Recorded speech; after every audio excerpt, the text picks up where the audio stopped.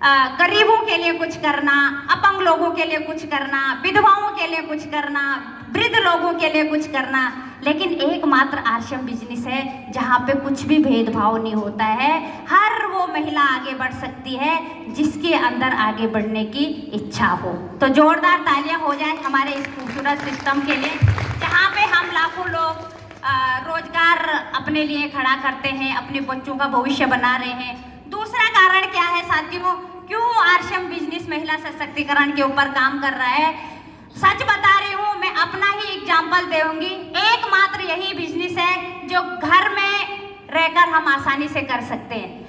मैं corona time पे ही royalty achiever बन गई थी। पर मंथ मेरी इनकम 25 से 30 हजार आने लग गई थी वर्क फ्रॉम होम करके।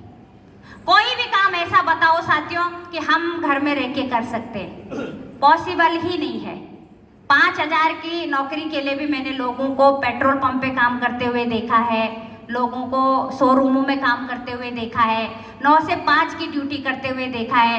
लेकिन आज सिर्फ थोड़ा सा बारिश आई, हम इतनी सी बारिश से विचलित हो गए। जब मैं घर से बाहर निकली, गाड़ियों में जगह नहीं थी, सभी लोग अपने अपने धंधों पे जा रहे थे। इनकम कितनी मिलती है उनको? 5 से 10 हजार।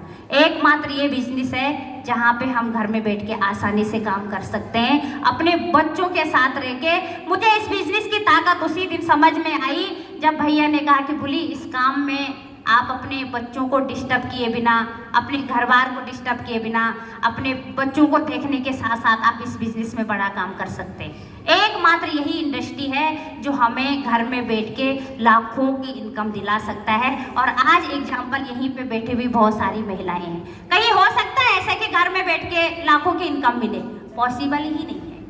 तीसरा क्या है साथियों, जो सबसे बड़ा मुझे लगा है डायरेक्ट सेलिंग में, ये बोलने का काम है। और बोलना सबको आता है ना सरल? सिर्फ बात ही तो करनी है।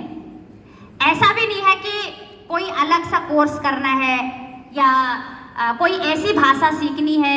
मैं तो कहती हूँ जैसे गढ़वाली आता है तो गढ़वाली में प्लान बताओ, हिंदी आती है तो हिंदी में प्लान बताओ, इंग्लिश आती है तो इंग्लिश में प्लान बताओ। क्योंकि ये बिजनेस इतना सरल है, क्योंकि हमें अनून लोगों को प्लान नहीं बताना होता है।